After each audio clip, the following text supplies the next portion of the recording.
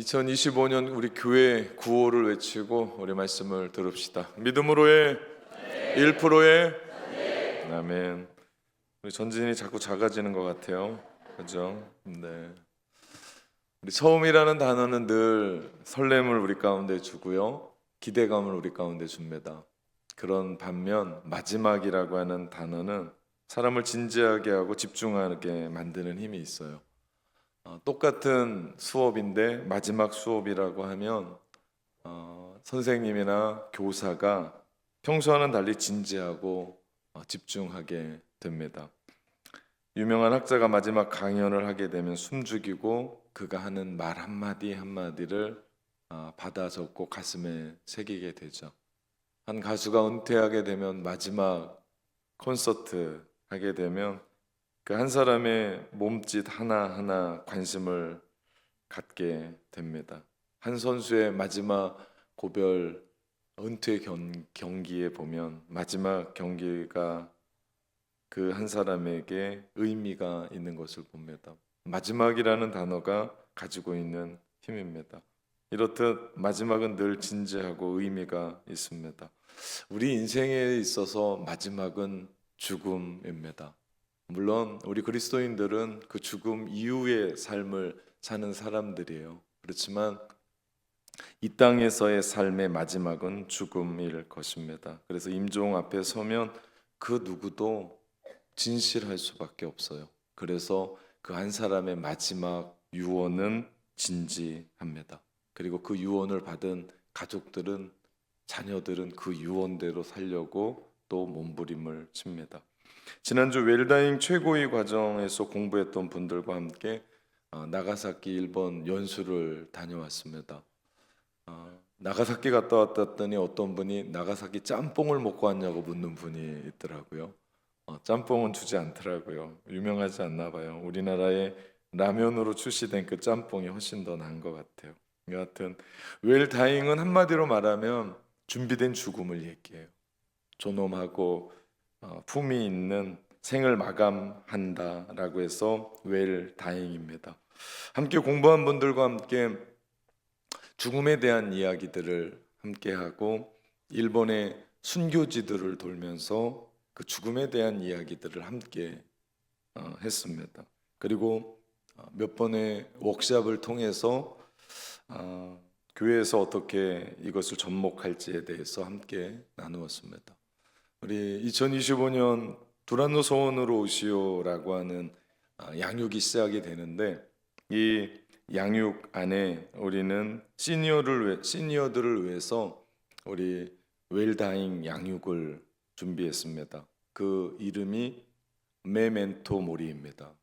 라틴어로 너의 죽음을 기억하라 라고 하는 뜻이에요. 너는 반드시 죽는다는 것을 기억하라 라는 근사한 단어입니다. 그래서 메멘토 모리라고 하는 제목으로 양육을 합니다. 죽음을 준비한다라고 해서 오해하시면 안 돼요. 관을 준비하고 장지를 준비하고 삼배를 준비하고 그런 것쯤이 아닙니다. 사실 이런 건 산 사람들이 준비하는 거예요. 죽을 사람은 그냥 죽으면 돼요. 산 사람들이 다 준비합니다. 그럼 죽음을 준비한다는 건 뭔가?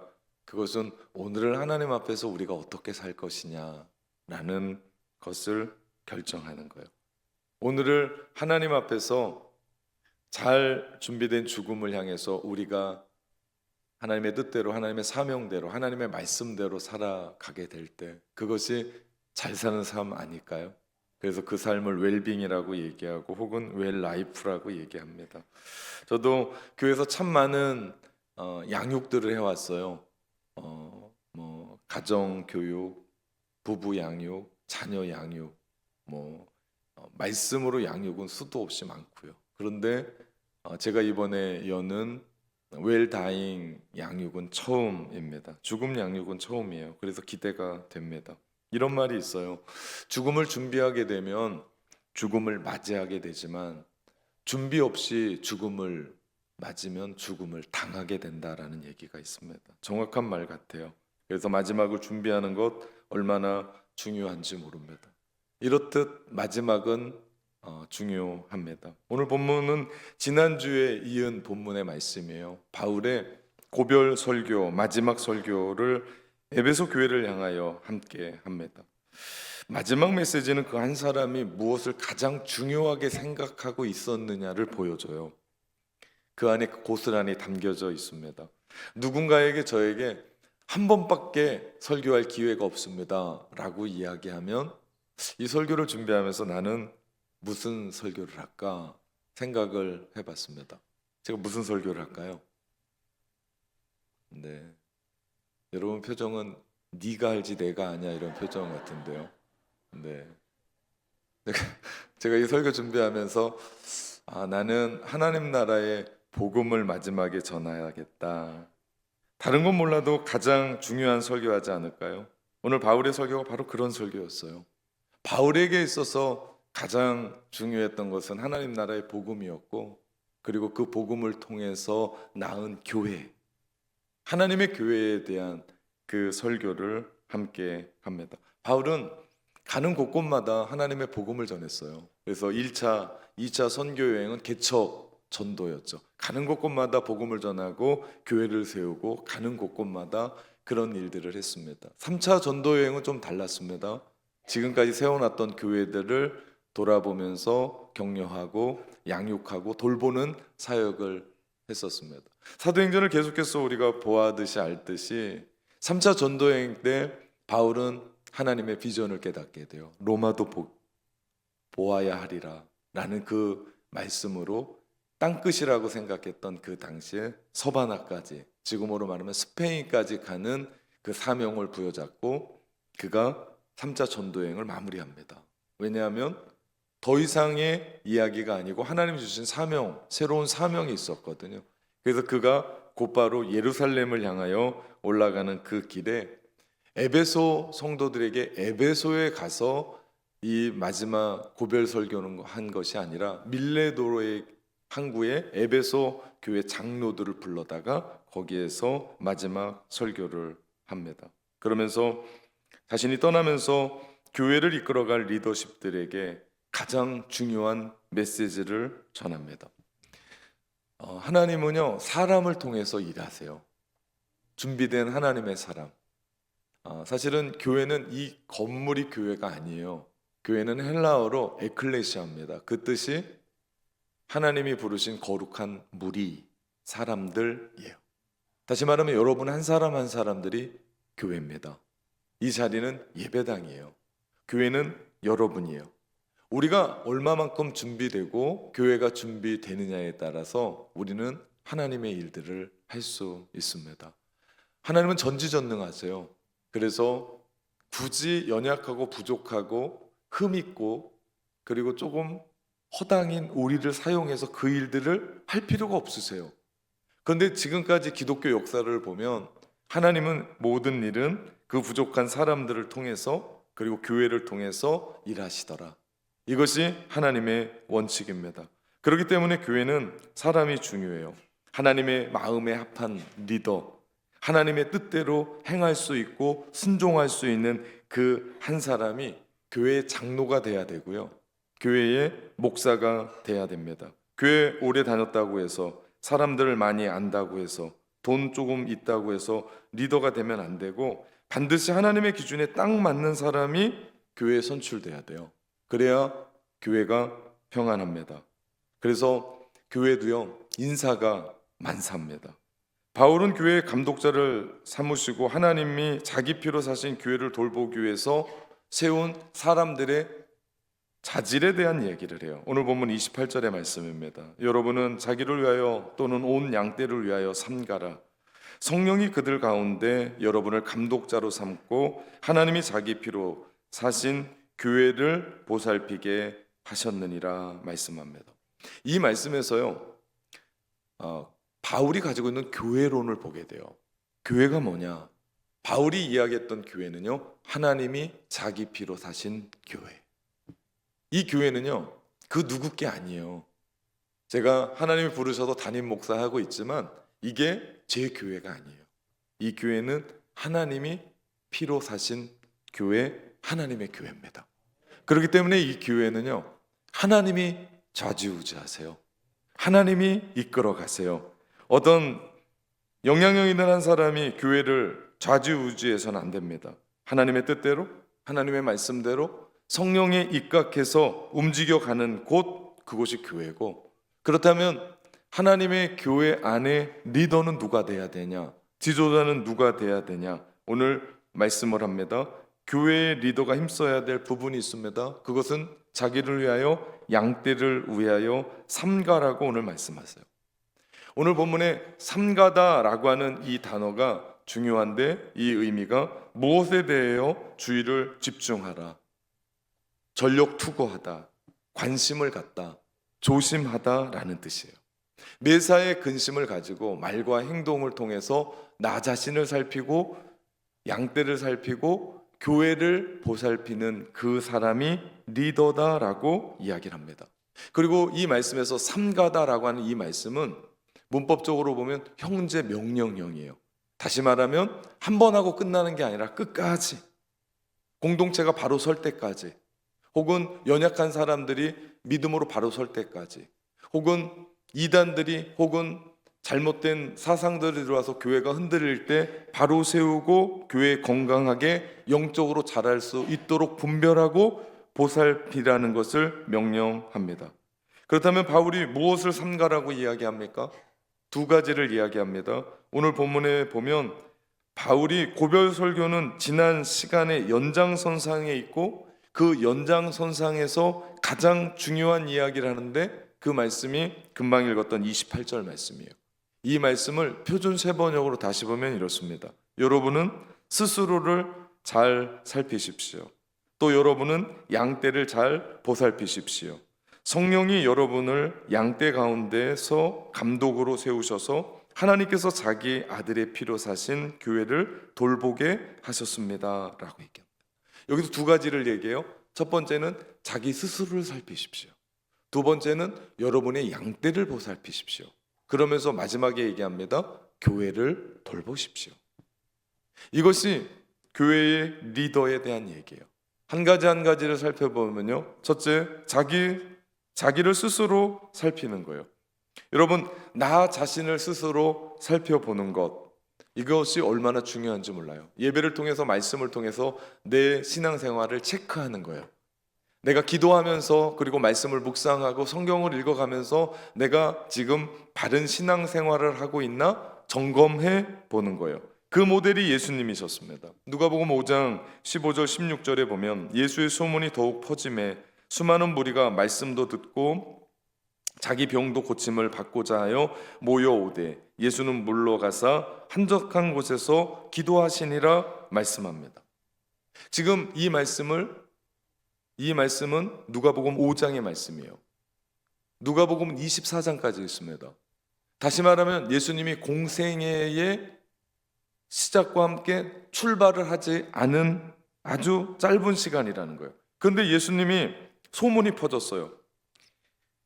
병자들을 고치고, 그리고 그 당시에 종교 지도자들이 설교하는 것과는 전혀 다른, 귀를 열게 하고 가슴을 뛰게 하는 설교를 하는 그런 예수님으로, 지금 어떻게 보면 무명의 나사렛의 청년 예수에서 사람들이 주목하게 되었다고요.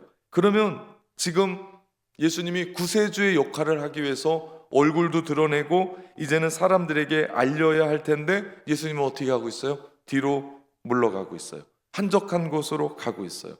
아니, 지금 그럴 때냐고요. 이게 말이 되냐고요. 근데 우리 예수님은 하나님과 시간을 가지려 역부러 그 시간을 만들었고, 그리고 자신을 재점검하며 나 자신을 살피고 계셨던 겁니다. 나는 누군지, 하나님의 사랑은 어떤지, 나의 사명은 무엇이지, 나는 어디로 가야 되는지 계속해서 점검해보고 십자가로 향하여 가는 길에 방해거리나 혹은 유혹이 있으면 물리치고 사명을 새롭게 함으로 말미암아 내 자신을 보살피며 계속해서 그 삶을 걸어가면서 정기적으로 그 자신을 돌보는 시간들을 가졌다라는 겁니다.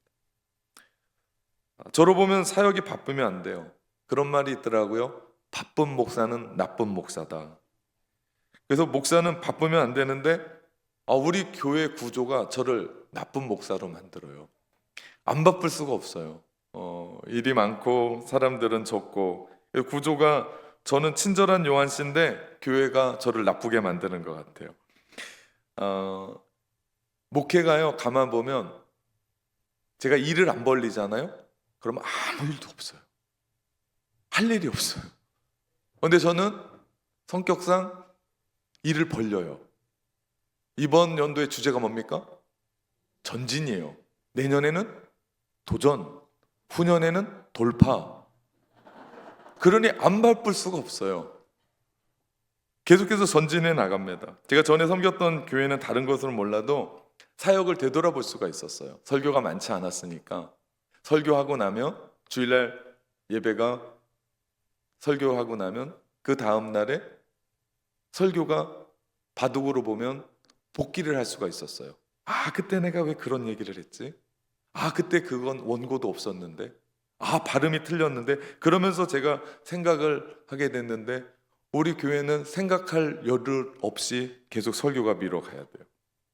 생각해보면 내 자신을 되돌아보는 것, 이것이 목회자뿐만 아니라 우리 모두에게 얼마나 중요한지 몰라요.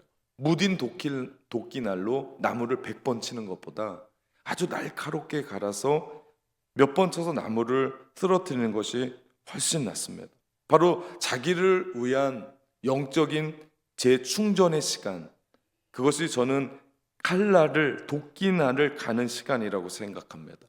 그 시간들이 많아질 때 나 자신을 되돌아볼 수 있을 뿐만 아니라 더 나아가 내가 충전이 되고 교회가 건강하게 세워져 가요. 우리도 마찬가지예요. 신앙생활하면 교회만 나오면 안 돼요. 우리도요, 영적인 칼날을 갈아야 돼요. 영적인 성장이 있어야 돼요. 그래서 우리는 두란노 서원으로 오시오라고 하는 교회의 양육을 시작합니다. 여러분, 작년보다 올해가 여러분이 영적으로 성장한 게 있습니까? 교회에서 일하는 거 말고요. 여러분의 영적인 수준이 작년보다 지금이 훨 낫다. 기도도, 나의 믿음의 수치도, 수치라고 보면 이상할 것 같지만 그래도 나의 믿음의 성장이 점점점 자라고 있다. 요즘 여러분은 영적인 발돋움을 위해서 어떤 일을 실천하십니까? 예배에 집중하십니까? 기도의 자리에 빠지지 않습니까? 혹은 새롭게 새벽을 깨우고 있습니까? 아니면 새롭게 말씀 읽기를 시작합니까? 골방 기도를 실천합니까? 아니면 누군가를 찾아가서 격려하고 위로하는 일들을 하고 있습니까? 교회에서 어떤 새로운 일들을 맡아서 내가 기쁨으로 그것을 감당하고 있습니까? 잘하고 계신 거예요. 우리가 나 자신을 점검해보고 나에게 필요한 부분들을 가지고 우리가 그 일들을 향해서 달려가야 돼요. 여러분, 이 사람들이 목사고요, 이 사람들이 장로예요. 저는 지금 직분에 대한 얘기를 하는 게 아니에요. 직분은 아무것도 아니에요. 영적인 목사고, 영적인 장로고, 영적인 리더. 여러분, 그렇게 준비될 때 하나님은 우리 교회의 실질적인 리더로 그 사람을 보세요. 누군가가 저 끝에서 아무런 유치도 없는데 우리 교회를 왜 기도한다? 그 기도가 하나님 앞에 상달되어 우리 교회가 안정을 취하고 우리 교회가 든든히 세워간다. 여러분, 그 사람이 우리 교회의 장로입니다. 그 한 사람이 우리 교회의 목사예요. 여러분, 이건 직분 얘기가 아니에요. 우리 모두는요, 하나님 나라의 리더들이에요. 그렇게 하나님은 우리를 사용하십니다. 그러기 위해서는 우리의 도끼날을 갈아야 돼요. 아무도 보지 않는 그곳에서 이 예배에 함께 집중하면서 함께 해가는, 그러면서 내가 이 말씀을 듣고 어떻게 내 삶을 변화시킬까? 제가 목회하면서 가장 가슴 뛰고 가장 기쁜 게 뭔지 아십니까? 그건 하나님의 말씀 앞에서 어떤 한 사람이 1%의 변화를 시작했다는 거예요. 제가 그럴 때마다요, 정말 하나님 앞에 너무 감사해요. 눈물을 흘리고 감사해요. 왜? 그냥은 변하지 않거든요. 근데 하나님의 말씀이 능력이 있어서 좌우의 날선 어떤 의사의 메스보다 예리해서 그의 삶을 뚫고 들어가서 관절과 골수와 그의 생각과 그의 마음을 감찰하시며 완전히 바꾸시거든요. 이것이 목사에겐 가장 기쁨이죠. 그렇습니다. 여러분, 나 자신을 살필 수 있어야 돼요. 다른 하나는 양떼를 보살피라고 얘기해요. 먼저는 자기를 위하여, 두 번째는 양떼를 위하여입니다. 여러분, 이 순서가 헷갈리면 안 돼요. 우선 내가 채워져야 돼요. 나의 도끼 날이 갈아져야 돼요. 그래야 내가 누군가를 도울 수 있고 교회에서 봉사의 일을 할 수 있습니다. 내가 영적인 훈련도 되지 않았는데, 내가 그만큼 역량도 안 됐는데 내가 뭔가를 어설프게 양떼를 위해 한다? 그럼 분명히 문제가 생깁니다. 그러면 누군가가 다쳐요. 아픕니다. 비행기를 타보면 비행기가 뜨기 전에 예전에는 영상이 별로 없었을 때는 승무원이 앞에 서서 뭐 이러라 저래라 막 얘기를 했었어요. 그리고 설명을 했었습니다. 근데 요즘은 그 앞에 모니터가 잘 돼 있기 때문에 영상으로 비행기에 문제가 생길 때, 비상사태가 있을 때 어떻게 하라고 영상에 떠요. 그 중에 제가 비행기를 처음 탔을 때 정말 이해가 안 되는 부분들이 있었습니다. 비행기가 갑자기 문제가 생겨서 산소 마스크가 뚝 떨어질 때, 그때 보면 자기가 쓰고 그 다음에 자녀를 씌우든지 누군가를 도와주라고 얘기해요. 우리가 생각할 때는 지금 숨을 쉬지 못하는 상황이면 어린 자녀부터 씌워주는 게 맞을 것 같잖아요. 근데 그렇지 않아요. 내가 반드시 먼저 착용을 하고 그 다음에 누군가를 도와줄 수 있다. 저는 여기에서 영적인 원리를 발견했습니다. 내가 숨 쉬지 못하는 상황에서 내가 죽어버리잖아요. 내가 그걸 못하잖아요. 그럼 내가 남을 도울 수가 없는 거예요. 내가 먼저 산소를 확보하고 나서 내가 누군가를 도와줄 수 있다. 내가 먼저 살아야 돼요, 영적으로. 그래야 누군가를 도울 수 있습니다. 그렇습니다. 하나님의 일을 하게 될 때도 내가 준비되어 있지 않으면 다른 사람을 도와줄 수 없어요. 내가 준비되어질 때. 그렇기 때문에 여러분 양육하십시오. 기도하십시오. 예배에 집중하십시오. 사실은 오늘 이 예배 가운데 보면 우리 목장의 리더들은요, 보이지 않게 열심히 기록하고 있어요. 왜? 지난번부터 기록하자고 그랬거든요. 3기 하자고 그랬어요. 기도하자, 기록하자, 기대하자. 왜? 우리 이거 끝나고 나면, 식사 끝나고 나면 목장 모임 하거든요. 그분들이 함께 설교를 받아줬고 함께 그분들과 나누면서 오늘 이 말씀을 통해서 나에게 주셨던 그 말씀을 함께 나누거든요. 여러분, 목장의 리더, 그 사람이 리더잖아요. 그러니까 먼저 앞서가는 거죠. 오늘 본문 28절 말씀을 다시 한번 표준 세번역으로 보면, 여러분은 자기 스스로를 잘 살피십시오. 또 여러분은 양떼를 잘 보살피십시오. 성령이 여러분을 양떼 가운데서 감독으로 세우셔서 하나님께서 자기 아들의 피로 사신 교회를 돌보게 하셨습니다. 여러분, 이 말씀을 가만히 보면요, 왜 내가 영적으로 보살펴야 되나? 내가 왜 나 자신을 살펴야 되나? 영적으로 왜 내가 도끼날을 갈아야 되는지를 말씀하세요. 그건 나를 위해서가 아니에요. 누구를 위해서요? 양떼를 위해서. 누구를 위해서? 교회를 위해서라고 말씀합니다. 목적이 분명해요. 그렇기 때문에 기도 조금 하고 나 기도하는 사람이야, 예배 조금 드리고 나는 예배하는 사람이고, 선교 조금 나갔다가 나 남들이 다니지 않았던 선교 갔다 왔어, 이렇게 뽐낼 게 아니라, 그렇게 준비되고 나면 그 준비된 모습으로 어떻게 한다고요? 돕는다고요. 양떼를 돌본다고요. 교회를 돌보는 하나님의 리더, 하나님 나라의 리더로 선다고요. 하나님 나라의 현장을 지향하는 우리 교회 여러분 모두는 하나님 나라의 리더인 줄 믿습니다. 그렇다면 하나님이 우리 가운데 맡겨주셨던 그 일들을 해가는 거예요. 여러분, 오늘 이 말씀이 바울의 고별 설교인 것을 잊지 마십시오. 그러면서 그렇게 하나님을 위해서, 교회를 위해서, 나 자신을 위해서 그렇게 할 때 하나님께서 우리 가운데 결국 어떤 일들을 하게 하십니까? 하나님은 우리 가운데 복 주신다고 얘기해요. 35절 말씀에 보면요, 범사에 여러분에게 모범을 보여준 바와 같이 수고하여 약한 사람들을 돕고, 또 주 예수께서 친히 말씀하신 바 주는 것이 받는 것보다 복이 있다 하심을 기억해라 라고 말씀하세요. 주는 것이 받는 것보다 복이 있다라고 말씀하신 것에 여러분 동의하십니까? 예, 그래서 여러분 아낌없이 나누고 베푸는 삶을 삽니까? 제가 늘 말씀드리잖아요. 이 대목에서는 아멘 할까? 아멘 해요. 이 대목에서도 아멘 할까? 제가 물음표를 쳐놔요. 그렇게 못해요. 왜? 합니다. 상황이, 여건이, 지금 나의 현실이. 지금은 못합니다. 근데 나중에는 할 겁니다. 제가 담임 목사 23년째라니까요. 이렇게 하는 인간치고 하는 인간을 한 명도 못 봤다니까요. 오늘이에요, 오늘.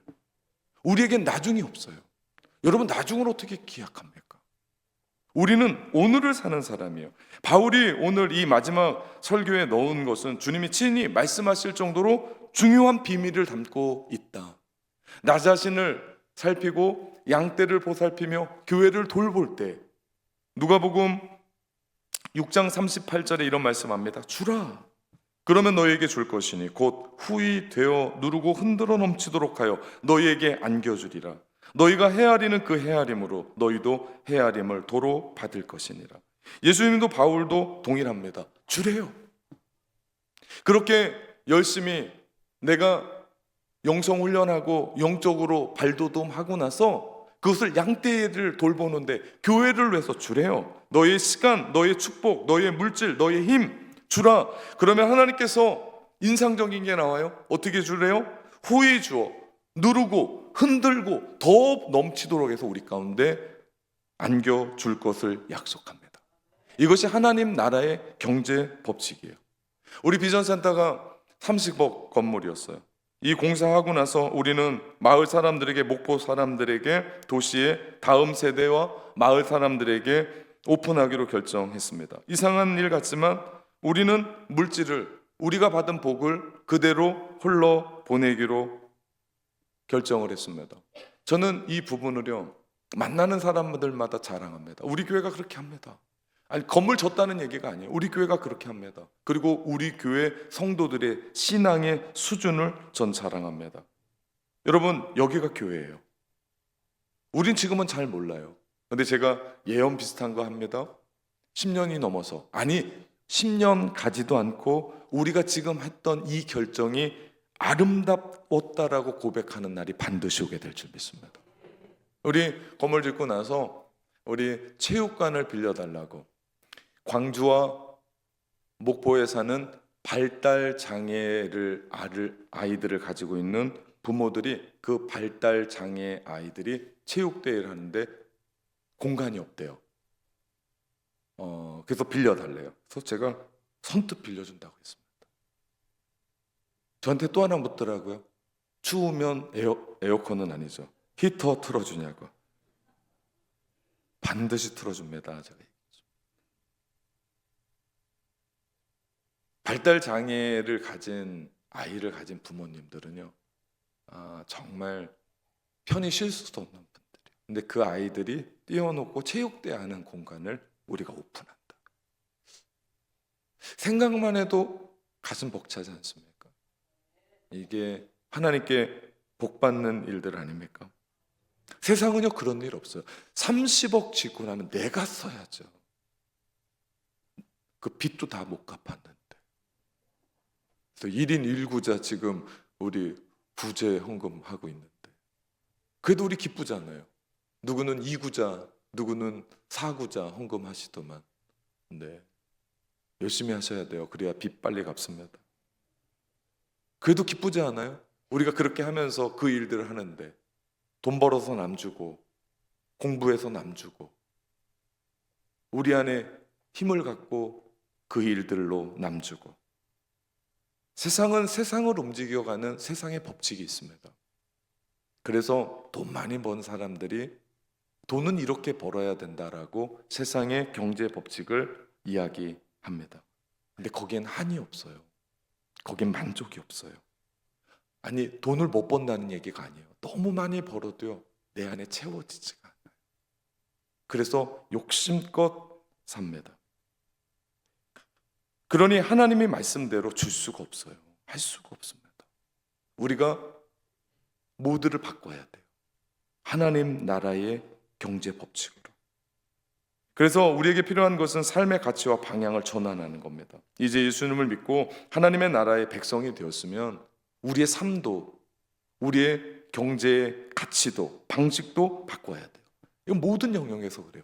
가정에서, 직장에서, 사업장에서, 학교에서, 사회에서 하나님 나라의 가치를 붙잡고 하나님께서 우리 가운데 주시는 경제 원리를 적용해야 돼요. 그래서 주님이 얘기해요. 너희의 헤아림으로 너희가 헤아림을 받는다. 이 말씀은요, 너희가 계산한 대로 너희가 계산을 받는다라고 말씀하시죠. 여러분, 그것을 깰 수 있는 원리가 있는데 그것이 11조의 원리예요. 그래서 교회가 11조를 강조해요. 저 역시도 그렇습니다. 11조는 대충 하고 그냥 하는 건 통하지 않아요. 왜? 하나님이 인정하지 않기 때문에. 온전한 11조 드려야 됩니다. 말라기 3장 10절에 보면 만군의 여호와가 이르노라 너희의 온전한 11조를 창고에 들여 나의 집에 양식이 있게 하고 그것으로 나를 시험하여 내가 하늘 문을 열고 너희에게 복을 쌓을 곳이 없도록 붙지 아니하나 보라. 여러분, 어느 성경에도 하나님 시험해 보라는 얘기가 없어요. 근데 11조에만 있습니다. 같은 맥락이에요. 말씀을 그대로 받는 것 은혜입니다. 이것은 비단 11조만이 아니에요. 경제도 그렇고요, 시간도 그렇고요, 힘도 그래요. 이것이 축복의 비밀입니다. 이 비밀은 자기를 깊이 돌아보고 성찰한 사람에게만 주시는 하나님의 복이고 비밀입니다. 그러지 않으면 가만히 보십시오. 돈만 벌다가 인생 끝납니다. 가만 보십시오. 일만 죽도록 하다가 인생 끝나요.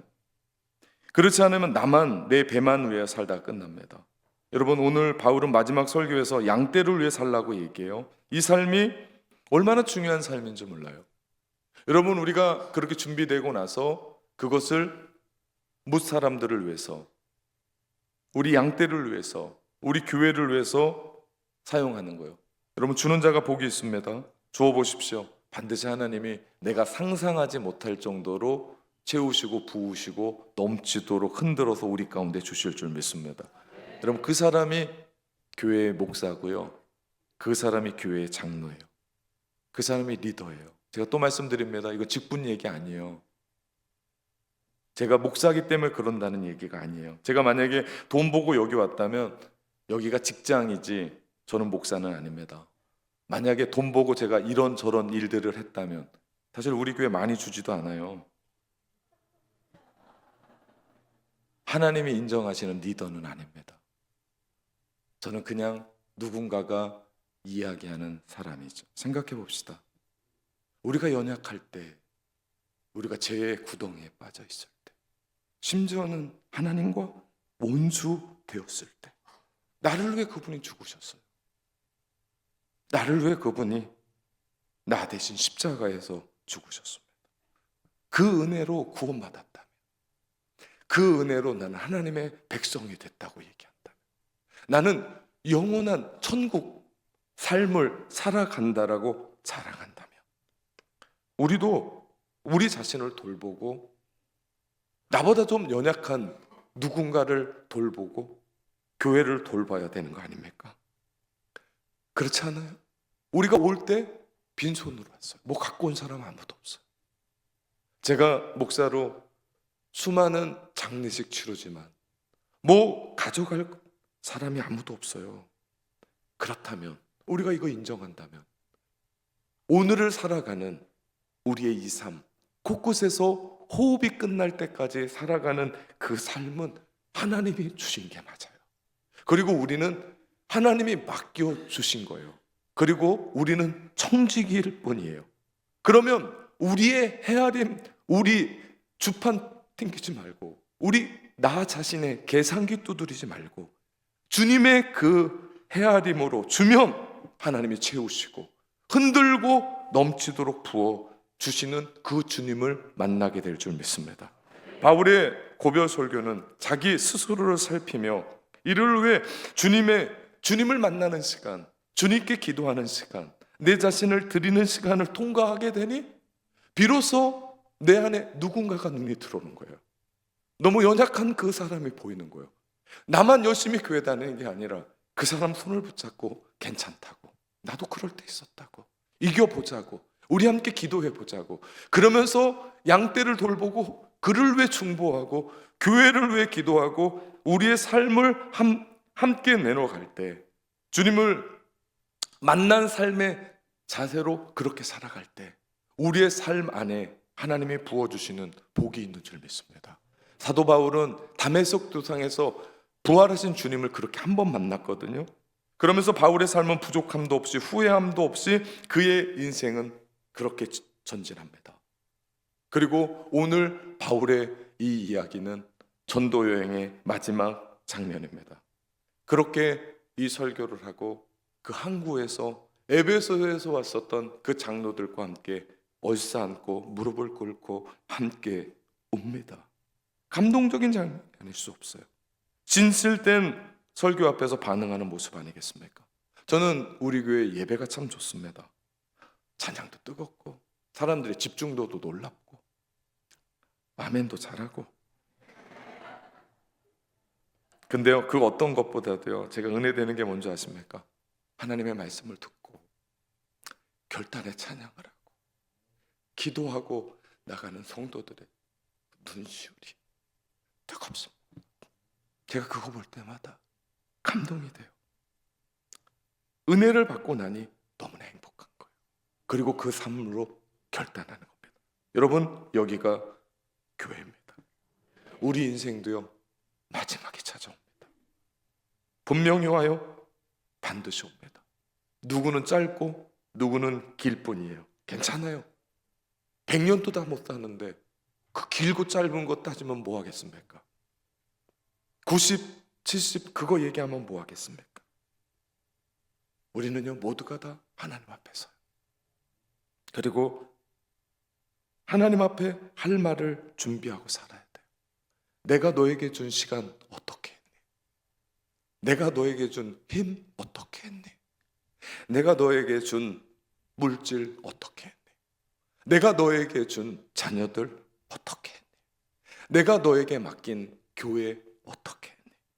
마지막을 준비하며 오늘 바울이 우리에게 전해준 나 자신을 되돌아보고 양떼를 돌보며 교회에 관심을 두고 그렇게 우리가 살아갈 때 우리는 하나님이 주신 그 소명으로 하루하루를 전진하게 되게, 그 전진하며 살아가는 그 삶이 우리 교회의 표처럼 하나님의 나라의 현장이 되어줄 줄 믿습니다. 이런 삶 살아가는 여러분 되시기를 주님의 이름으로 축원합니다. 사랑하는 성도 여러분, 담대하게